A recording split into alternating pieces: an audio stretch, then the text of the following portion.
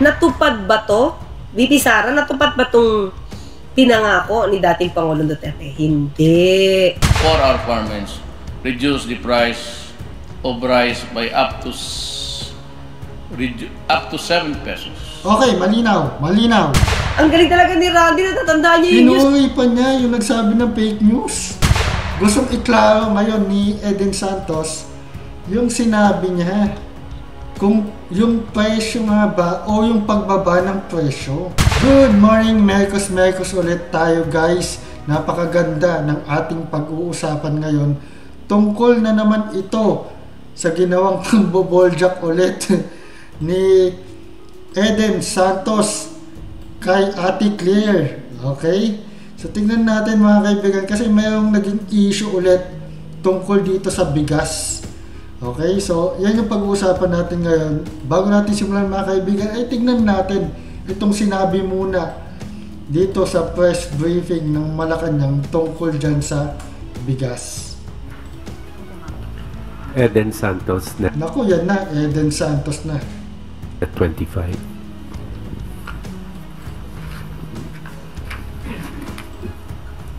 Medyo parang nagiging tinik sa lalamunan ni Atty. Claire Castro itong si Eden Santos no? Good morning po, Yusek. Pero sa lahat ng nagtatanong dyan, actually, si Eden Santos lang ang napakatapang magtanong ng ganyan, mga kaibigan. So, nakaka-proud, mga kaibigan, na may ganyan tayong reporter. Binatikos po ni dating presidential spokesperson Atty. Harry Roque yung anyay lantarang katiwalian ng mga Marcos sa gitna po ng investigasyon ng Hong Kong sa umano'y gold-linked money laundering activities. Ito po yung nabanggit din sa isang media entity dito sa Pilipinas, bukod po doon sa mga report from Hong Kong and Taiwan. Nakarating na po ba ito sa kaalaman ng Pangulo? Ano po yung kanyang reaction? Nakarating na po ba ito sa kaalaman ng Pangulo? So yun ang tanong ni Eden Santos. Tingnan natin kung ano yung sasagot ni Claire Castro dito. Itong panibagong allegation po na ito. Wala pong katotohanan. Walang katotohanan. Ang layo. Ang tanong, nakarating na ba? Tapos ang sagot, walang katotohanan. Ibang klase din tong si si Atty. Claire Castro naka-defend mode na naman siya sa tuwing magtatanong itong si Eden Santos, medyo itong si Claire Castro ay naka-defend mode lagi. Okay? Yun lang po. So you categorically deny po ito. Walang katotohanan. Doon po sa pagdalo ng Pangulo kanina po sa One Cebu rally sa Cebu. Ito na mga kaibigan. Ito yung medyo medyo maboboljak ng kaunti itong si Atty. Claire Castro. Yung po ang presensya ng Pangulong Marcos ay sign po ba yon na yung suporta niya kay suspended Cebu Governor Gwen Garcia ay parang sign din na sinusuportahan niya yung paglabag or hindi pagsunod ni Governor Gwen doon po sa kautusan ng Ombudsman? Wala po tayo nakikitang ganun. Yun na po. Doon po sa nabanggit ninyong 7 pisong baba ng 7 piso. Ito yung tanong, ulitin natin Medyo may napindot lang ako. Pisong baba ng Duterte administration. Pwede po ba ninyong i-clarify yun kung talagang 7 piso, gagawin 7 piso kada kilo yung bigas that time? Or yung sinasabi po ng dating Pangulo na reduce o bawasan lang ng 7 piso yung presyo po ng bigas? So malinaw yung tanong. Ang tanong ay, ano ba talaga yung, para maging klaro lang ba, ano ba yung sinabi ni Claire Castro tungkol sa 7 pesos na bigas na ito nga, yung tanong nga niya maganda tungkol sa 7 pesos ba na pagbaba ng presyo ng bigas, o 7 pesos na presyo mismo ng bigas magiging 7 pesos. So yun yung tanong bababa ba ng 7 pesos or magiging 7 pesos per kilo ang bigas? So yun lang gustong linawin ni Eden Santos dito. Pero tingnan nyo kung anong sagot ni Claire Castro. Nasa news na po yan. Nasa news na po yan. Medyo nakakatawa lang mga kaibigan. Itong si naka-attack mode lagi itong si Claire Castro Hindi po niyong i-refer po ang news patungkol po dyan.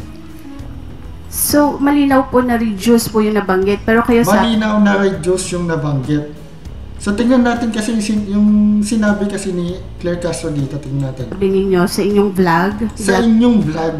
Kasi nag-vlog yata itong si Claire Castro tungkol doon sa sinabi di umano ni Duterte na tungkol sa 7 pesos na pagbaba ng presyo ng bigas. Tignan natin Tignan natin kung sino nagsasabi ng totoo. Vlog po ba yun, whatever. Yung 7 piso, sabi niyo pangako 7 piso at parang sort of ganon. Pwede po ba linawin lang natin yan para... Yun lang gustong malaman ni Eden Santos. Linawin. Pero tignan ninyo ang sagot niya. Hindi naman na pagmula ng fake news. Sa vlog po ba? Nakita, napanood po sa... Hindi po yata yun nabanggit sa press briefing. Hindi po nabanggit sa press briefing pero ikaw yung nag-vlog. Ganun lang. Medyo tama nga din naman. Hindi nga talaga nabanggit sa press briefing pero hindi mo ba kayang sagutin since ikaw yung nagsabi. Okay? So para maging malinaw, tingnan natin kung ano ba yung sinabi ni Claire Castro sa kanyang vlog. Ito, panoorin natin itong video na ito mga kaibigan. Paano masasabing mura ang bigas sa panahon ni dating Pangulong Duterte? Paano masasabing mura ang bigas sa panahon ni President Duterte? Okay? 7 pesos? Natupad ba to? VP Sara, natupad ba tong pinangako ni dating Pangulong Duterte? Hindi. Diba? Hindi. Kung yung tatay mo nga, nangako na 7... Dapat itong si Claire Castro, since presidential spokesperson siya, hindi siya nagsasalita ng ganyan no? Hindi dapat siya nagbablog ng ganyan. Pesos per kilo, baliktad na nangyari, 70 pesos per kilo. Uy ka! Yun malinaw Ulitin natin sinabi niya. Pesos per kilo. Nangako na 7 pesos per kilo, baliktad na nangyari, 70 pesos per kilo. Uy ka! Ang galing talaga ni Randy, natatandaan niya yung news. Pinuwaripan niya sabi ni Randy Gorospe, kung tatay mo nga daw nangako na 7 pesos per kilo, which is fake news. Kasi malalaman natin bakit fake news. Okay? So, ang tinutukoy niya ditong tatay si President Duterte, sabi niya, nangako daw na 7 pesos per kilo. Okay? Baliktad daw na yan, naging 70 pesos per kilo. Tingnan mo So, ang pinopoint niya dito is yung presyo, dapat maging 7 pesos daw yung presyo ng per kilo ng bigas. Okay? So, tingnan mo. Kababasa ko pa lang 70 pesos per kilo, kaya dyan pala Sara, dapat mahiya-hiya ka naman. Dapat dyan kinorek na ni Claire Castro na hindi 7 pesos per kilo, kundi yan ay reduction. So tingnan natin para maging malinaw kung ano nga ba talaga yung katotohanan dito sa 7 pesos na ito. Okay, so magsasalita mismo dito yung source ng pinanggalingan ng balita na yan tungkol sa 7 pesos na yan. Ito, mismo si President Duterte. Okay, ito yung speech niya noong 2018. Okay, tingnan natin. Really. This will give us additional resources for our farmers, reduce the price of rice by up to 7 pesos. Okay, malinaw. Reduce the price of rice up to 7 pesos per kilo. Hindi sinabing magiging 7 pesos per kilo ang presyo ng bigas. Ano ba yan, Atty. Claire? Linawin mo naman. Kasi nalilito ang taong bayan sa sinasabi mo. Kasi nga ikaw kasi ang tagapagsalita ng Pangulo. Kaya kailangan maging maingat ka. Okay, tingnan mo, ulitin natin sinabi mo, ha? Per kilo, baliktad na nangyari, 70 pesos per kilo. Uy ka, ang galing talaga ni Randy, natatandaan niya yung news. Pinuri pa niya yung nagsabi ng fake news. Pinuri pa niya yung nagsabi ng fake news na 7 pesos per kilo ang pangako ni President Duterte. Pero hindi niya kasi binanggit na reduction pala yun. 7 pesos reduction sa per kilo ng bigas. Okay, ulitin natin, ha? Na nangyari, 70 pesos per kilo. Uy ka, ang galing talaga ni Randy, natatandaan Ang galing talaga ni Randy. Okay, so, kayo na ang humusga, mga kaibigan. Actually, kayo na po talaga ang humusga kung sino ba talaga ang nagsasabi ng totoo. Okay? So, malinaw. Ito kaya siya tinitira ngayon ni gustong iklaro ngayon ni Eden Santos yung sinabi niya kung yung presyo nga ba o yung pagbaba ng presyo. Okay? So, kaso hindi makasagot ng maayos itong si Atty. Claire Castro. Tuloy natin. Opo, hindi po sa press briefing. Oo, hindi nga sa press briefing. Pero since ikaw ang nag-vlog, sabi ko nga, kailangan sagutin mo yan. Kailangan linawin mo yan. Kasi nga nalilito ang taong bayan sa sinasabi mo. Parang you're talking na pinapakita nyo pa yung SONA something ni PRRD. Para lang po magkaroon ng sa halip Hindi na... po yung pahayag ng Pangulo. Oo. Hindi daw pahayag ng Pangulo. Tama nga naman, hindi nga pahayag ng Pangulo. Pero kasi ikaw ang nagsabi. Kaya ikaw ang tinatanong. Nandito po tayo sa ating press briefing para ihayag po ang direktiba, announcements ng palasyo. Hindi po patungkol sa aking pag-vlog. Huwag ka kasing mag-vlog. Kasi nagiging fake news yung ginawa mong yun, eh. No? Hindi pa nabanggit ko lang po yung vlog, Yusek, po. Para lang po hindi Eden Ayan na, mga kaibigan. Binoljak na. Binoljak na naman ni Eden Santos. Ito si Claire Castro. Tingnan natin. Nawala yung ngiti ni Claire Castro. Pasensya na po, hindi po ako makakasagot ng anumang Hindi daw makakasagot. Simpleng tanong. Simpleng tanong. Paano? Kasi pag sinagot mo, mapapahiya ka dun sa vlog mo. Ganun lang yun. Sinabi ko, outside from this press briefing, kung ano man ang aking naging opinion personal, pag-usapan natin sa labas at hindi dito po. Medyo may point ka din doon. Pero napakadali kasing sagutin, eh. Yung tanong, eh. Kasi po parang makaka-apekto rin po dun sa mga ng Pangulo. Yun kasi yung point. Kasi makaka-apekto nga naman talaga dun sa pangalan ng Pangulo. Okay? So yun yung point ng sinasabi ni Eden Santos.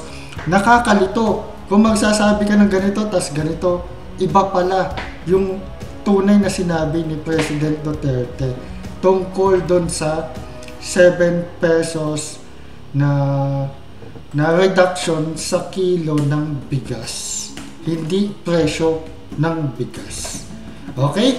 So bago tayo matapos, mga kaibigan, ay huwag niyong kalimutang syempre bumoto sa ating poll na ginawa nung nakaraang linggo. So punta lang tayo sa Alfred Aiza TV at tignan natin kung ano nga ba ang naging resulta ng ating poll na isinagawa doon. Mayroon kasi tayong tanong dito.